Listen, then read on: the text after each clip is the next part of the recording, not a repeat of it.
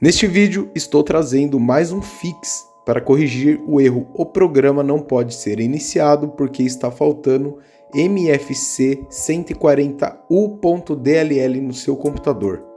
Este erro acontece quando vamos executar um programa ou aplicação que precise de dados da DLL MFC 140U e ao executar o programa, estas DLLs não são localizadas no sistema, e isso impede que os programas ou jogos executem corretamente.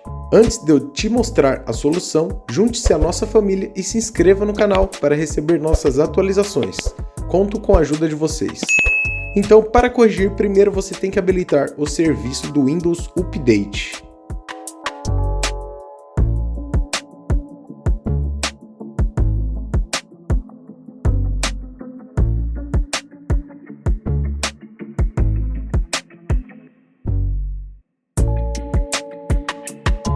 Em seguida, você vai precisar baixar o Microsoft Visual C++. O link vai estar na descrição do vídeo para 32 e 64 bits, ok? Em seguida, instale o Microsoft Visual C++ no Windows.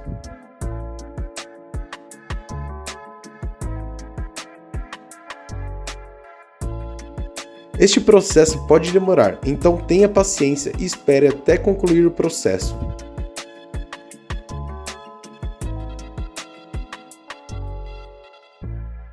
Terminou a instalação do Visual C++. Agora é necessário reiniciar o computador para aplicar as atualizações, ok?